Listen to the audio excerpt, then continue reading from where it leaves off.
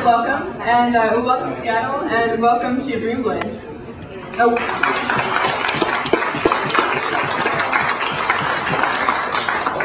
So Wizards of the Coast is really excited about our new game. It's launching August 9th, and so we wanted to take the opportunity to invite some of our best gamers and retailers and tournament organizers to experience the game before anyone else gets to see it. So I hope you all enjoy the preview that you're getting, and you'll get to take some product home with you as well, so hopefully you'll teach a friend how to play as well. And hopefully we'll see you at Gen Con too. So I'm going to turn it over to Jonathan to talk about the game itself and what's so exciting about it, what's so special, and what makes us think that Dreamblade is going to be the next big hit. Hello everyone, I'm Jonathan Tweet. Thank you. And I'm the lead designer on Dreamblade. So I'm going to tell you about the game, about gameplay and the miniatures. I know this is only half for some of you, but it's brand new for others, so bear with me. And then Ginger's going to talk about the organized play, which is a big component of the Dreamblade experience. And then we'll eat, and then we'll actually play. You'll be able to rip open those miniatures you've got and play your first games or your 21st game or whatever it might be. So the fundamental background IP for Dreamblade obviously is the dreamscape. This is the collective human unconscious, the place where sort of anything can happen, the place that regular people visit every night in their dreams, and a place where special people called dream lords move and fight and shape the dreamscape through the act of their own will. It's a near future. We picked this setting, the dream setting, because we really wanted something where anything goes, which would allow us to do the game we want to do and allow us to do the miniatures we want to do. So first I want to talk about gameplay, because we're very proud of that. One of the fundamental features of Dreamblade gameplay is that it is fast. Setup is fast, movement is fast, combat is fast, and those are the three components of a miniatures game. So when those are all sped up, it just means that the game goes quickly, and that means that you move quickly from one strategic decision to the other. And brings us to our next point, which is the strategy. We've come up with a game that emphasizes strategy over tactics. You can see for yourself that the map is abstract. Movement is by cells, from one cell to the other. This allows you to have what you need in a miniatures game, which is position and maneuvering, but has it at a level of abstraction that allows you very easily, for example, to see all your opponent's possible moves and devise counter moves against them. Over and over again, we get the feedback from people who play the game that it's like chess, reminds them of chess, and I think what they're saying is, like chess, it's a game where you can see what your opponent can do and you can make moves ahead of time to anticipate that, and that's what strategy is all about. One of the examples of the rule that we use to emphasize strategy in the game is this unique victory track system. You can see it goes from 0 all the way up to the middle would be 6. And this keeps track of turns won. At the end of every turn, you assess which player won that turn. So instead of accumulating points or attempting to eliminate your opponent's creatures from the board, what you're trying to do is, turn after turn, establish a dominant position on the board, both through controlling these cells with numbers on them and also by scoring kills on your opponent. What's important about this system is that only one player scores on any given turn. So if your opponent has gotten all the way up to 5 turns and is about to win, that doesn't mean you have no hope. If you can control the board, you can prevent them from scoring ever again in the game, and you can move up the victory track and you can win. We wanted something where there was always the opportunity to come back from behind if you could get dominant board position. It allows you, for example, to sacrifice turns early on in order to gain a dominant position and then come back and win. That's just one of the examples of the way that this game does things differently in an effort to emphasize strategy. In addition to strategy, we wanted the game that was just going to be fun. Some people are going to take this game very seriously, a lot of people are going to take it casually. So it's a game of fast action. Once again, I'll tell you one rule that we use to make the game fun and fast moving. You can see that these creatures have their stats both on the top of the base and on the bottom of the base on a sticker. These creatures have what are called blade abilities. It's little blade squiggles, like blade, purge, blade, crit 10. The dice that you'll see in your starter set, each 6-sided die, or custom 6-sided die, has a blade face on it. And in combat, when you make your attack rolls, if you score blades, you can use them to activate these abilities. What that means is, if you've got this Axmorph demon over here, you don't know before the combat goes whether you're going to get off the crit. You don't know if you fight with the Night Queen whether she's going to get her purge ability off. It's something, it allows the same sort of excitement you get from a critical hit in a lot of miniature systems or role-playing systems, but instead of it just being, ideal double damage or what have you, you can actually activate your creature's special abilities. It adds a level of fun to the attack roll. So I want to talk about the miniatures themselves. Like I said, we picked the Dreamscape setting because we wanted to be able to do whatever we wanted. And so we've really pulled out the stops. We've taken everything that we have learned for years in doing pre-painted plastic miniatures with D&D, with Star Wars, with Axis and Allies minis, and put it to use for Dreamblade, where we could do things that are entirely new, and anything we think is cool we can put into plastic. The miniatures themselves are divided into these 4 aspects: fear, madness, passion, and valor. These are sort of like colors in Magic. They serve a lot of the same purpose. An interesting feature about them is that they are emotions. They're aspects of your personality. What that means is, even a new player who has no grounding at all in the intellectual property or the backstory, they can have an emotional connection to these aspects. I mean, I think we all know gamers who are going to want to play the Madness Warband because that's who they are, and they'll know that right from the start. I want to look at these one at a time. Fear creatures, they tend to be creepy, threatening, scary. Fear is different from the other aspects in that it messes with the opponent. It messes with the miniatures, it messes with their position, it messes with their stats. It's the spoiler aspect. This is madness. As you might guess, creatures are weird, outlandish, bizarre. Madness has, as you might guess, the weirdest abilities, the things that break the rules and allow you to do crazy things.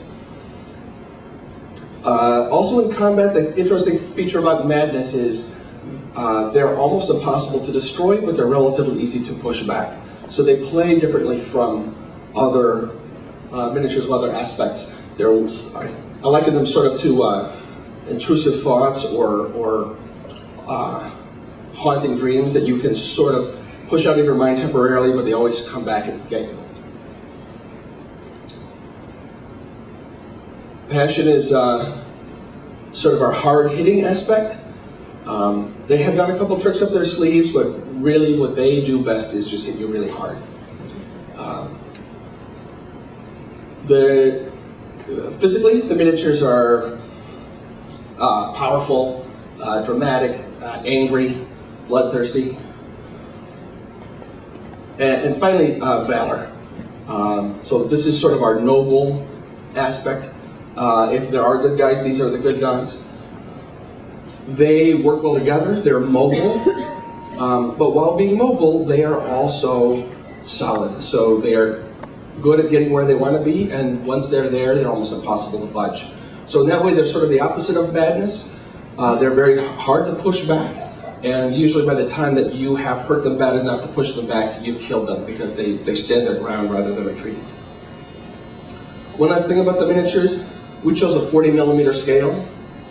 We wanted something that was different from what was already up there, and we also wanted something that would let us show more detail on the miniatures. So when you open up your own miniatures, you'll see sort of how much detail we've lavished on the physical sculpts.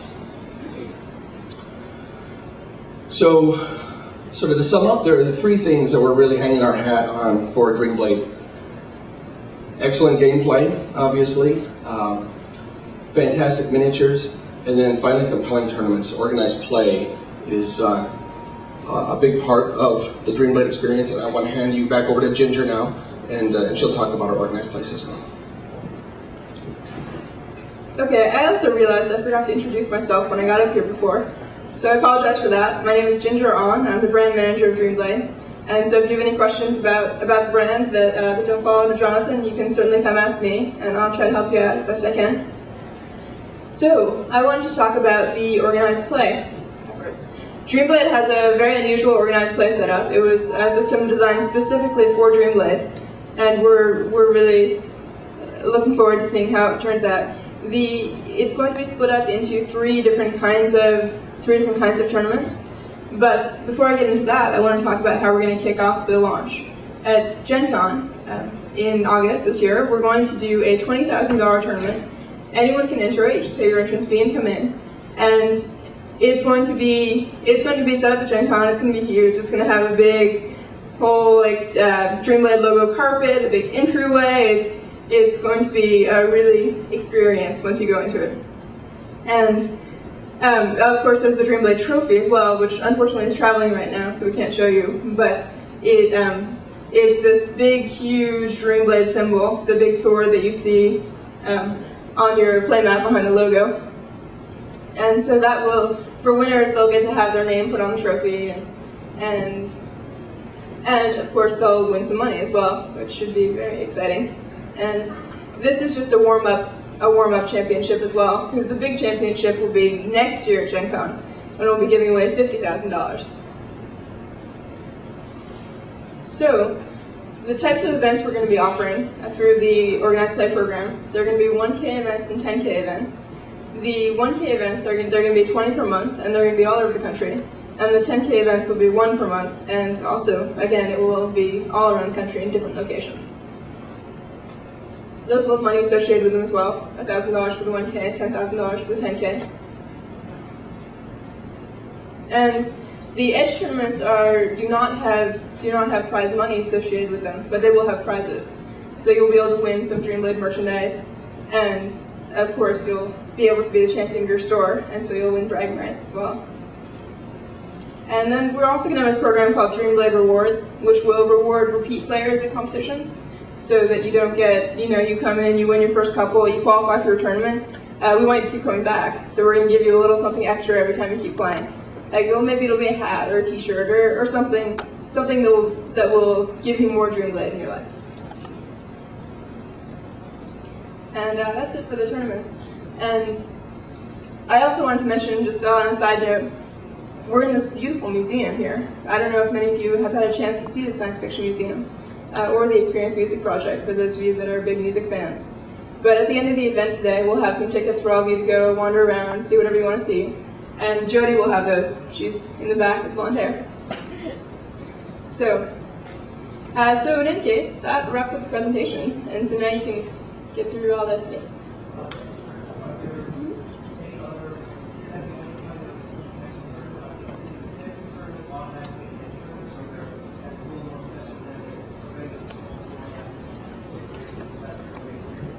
The instruments are sanctioned, so it would be a separate purchase or a regular in-store rental. I don't believe the regular ones would be sanctioned. I think just the instruments are sanctioned.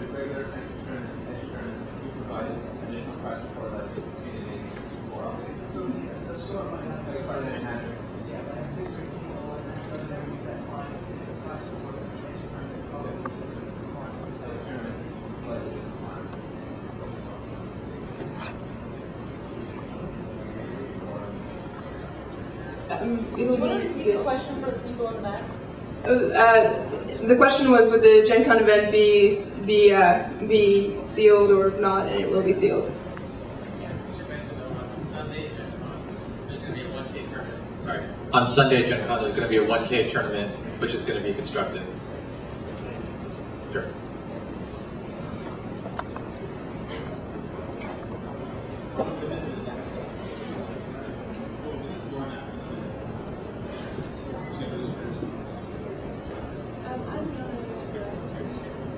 Yeah, we have several limited formats, both sealed box, which you're going to be experiencing now, which is 1 starter, 1 booster, 23 figures cut down to 16 to play. That'll be the format for Gen Con as well.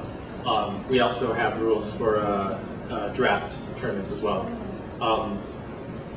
It'll be interesting to see how much draft goes on. We believe that initially there's going to be mostly constructed play happening, and drafting will basically happening during release events and during larger tournaments. But if a store or community wants to do draft, there is rule support there and tournament support for it. Oh, absolutely, you could. I mean, although, like I said, I imagine that most of the Edge tournaments will be constructed. But if your store is one that, like, a new set comes out and people have bought their boosters and they want to draft instead of just, opening the boosters to play, that's absolutely good. Yes.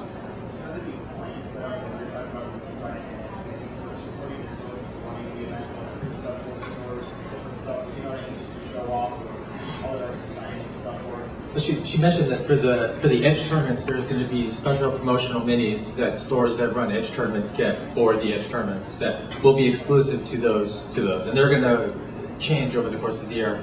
I forget how many are in the first year. Do you remember, Jonathan? How many different promotional minis for the Edge tournaments?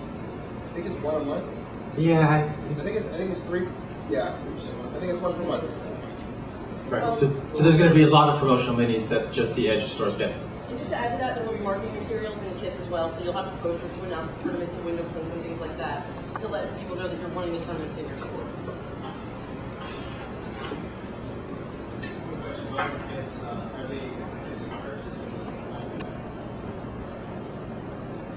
I believe it's similar to how the way Friday Night Magic works, but you'll need to get someone actually from Organized Play and from R&D to answer specifically.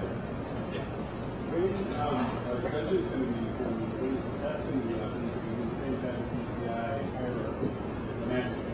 The test is going to be up next week, and it is going to be exactly the same way that the Magic judge system works. Yeah. So there won't be any judges initially. No, there will be judges initially. Oh, there will be. So yes. You'll mentor under somebody from Wizards of the Coast or something like that, or how will that work? It's going to be the high-level judges that know Magic and know the rule of enforcement, sort of the penalty guideline system that we have for Magic. That's going to be the same system that we use for Dreamblade. It's just going to be a question of what infraction that a person might make at the relative rules enforcement level of the tournament. What sort of infraction does that require? No, they don't need to know Magic, but they need to know our universal penalty guidelines, which apply to all of our games. And it basically says that, at an Edge tournament, if a person makes a mistake, you know what, you're probably going to let them take a mistake back and do something over. If they do something that they just can't do. If like they move something twice and it was only allowed to move once, it's no big deal. They take it back and you go on.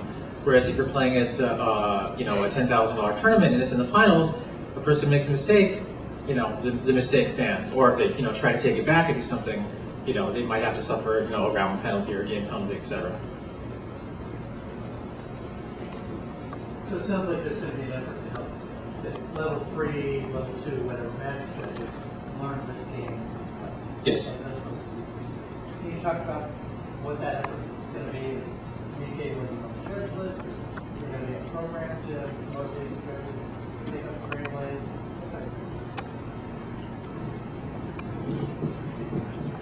We have a judge test going up, and it's going to have practice tests also available, so they'll be able to learn that way.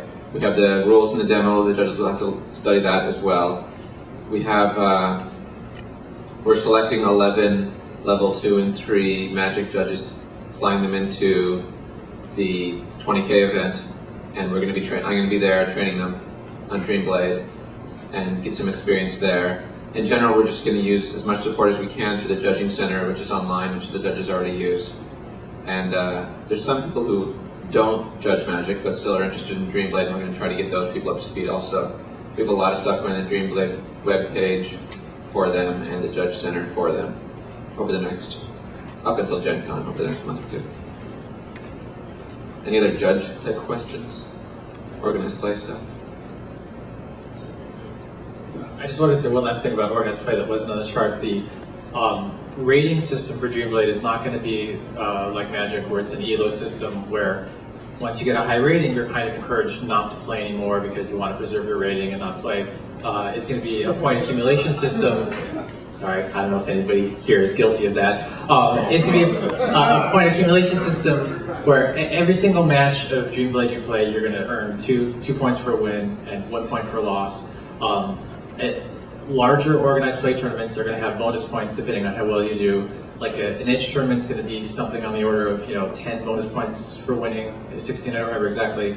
A 1K tournament, it's going to be about 1,000 points, bonus points for winning. A 10K tournament is on the order of 2,000, 3,000 bonus points for winning. All the way down to like where 64th place might get 50, 100 bonus points, etc. And to qualify for the $50,000 championship next year, you need 1,000 points total. So in some sense, it's like the 1K tournaments are sort of like PTQs. They're not really, because you don't have to necessarily win. If you do well at enough of them, you'll be qualified for next year. And the final thing is, at the end of the year, all the points that you've earned, 25% of those are going to be applied to the next year. The slate is wiped clean, except you get 25% of the points that you earned for the previous year to start you off for the next. So even once you qualify for the tournament, you're still incentivized to keep playing and keep earning.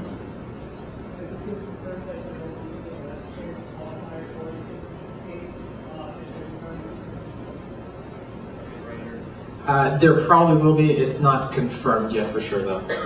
I'm sorry, and one last thing. The number of points that you've earned, the Dream Player Rewards program that Jinder talked about, when you show up to a 10K tournament and you have 250 points, you're going to get, right when you register, some promotional dice. Or if you have 500 points, you might earn like a special box that we made for carrying your minis. If you show up and you have 1,000 points, that might be where you're getting like a really cool carrying case for minis, etc. And that's going to be to every tournament that you show up at. As long as you've earned the points already, you show up there, you get stuff, you're incentivized to go to the next tournament. This is speaking more to the organizers, sort of say that we're trying to incentivize even people that have already qualified to show up and play the next tournament, etc. The number of references to 1K tournaments, how are those going to work? Who's going to run them? Where are they going to be? They're going to be spread out all over the country, I believe. Initially, it's starting from Premier stores, but they're not exclusive to Premier stores. Any store that runs enough tournaments, runs edge tournaments, is interested in organized play, runs things, will be able to qualify to run a 1K tournament. It's like the more stuff that retailers run in their store, the bigger they build up their own organized play in their community, the more likely they're going to be able to have a 1K run from their store, etc. And especially large venues, will they potentially be multiple 1K tournaments, or will it be pretty much a one store, one 1K tournament per year basis? I don't think it'll be one per year. There's going to be 21Ks per month spread out over the whole country. So I believe in like large areas, you're going to have more than one per month. So I think it's very conceivable that a store could have more than one per year, probably several per year. And to answer the other questions, I believe that most of the large organizers that we've already started to set up for the 10K events, which are going to be 2-day events, by the way, the second day of most of those are going to have a 1K tournament as well, tacked on. So. Okay, well, of course, you'll be able to continue asking questions throughout the day. As questions occur to you, just grab one of us and we'll be able to help you. So now, the wait is over. You open up your box, take a look at what's inside, and then we'll probably have lunch before you start playing. But have a look.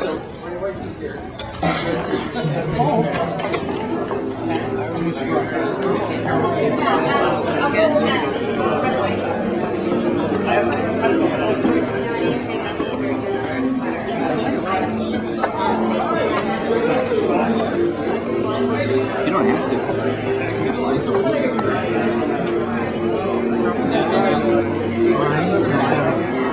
We can count.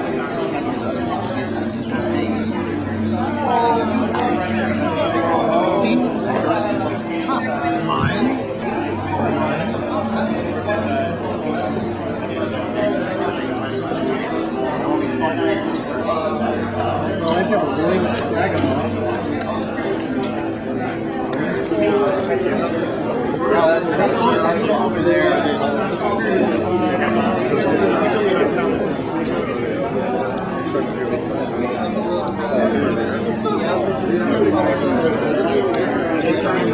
You wouldn't be here without me.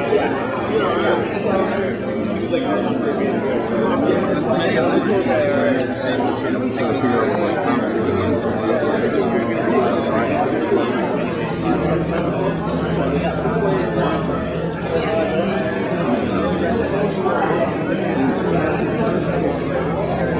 this guy? Look, he's the one hidden in the cardboard. I got this too. It's the Spellbound scissors. scissor. Oh, he's so small, he'll fit. Oh, I like this guy. I love the paint job on this guy. Oh, you got the corner of the wall? Nice. Thank you. This looks interesting here. And you play with actual guys. What is this? Liquid psychosis? Heat control location.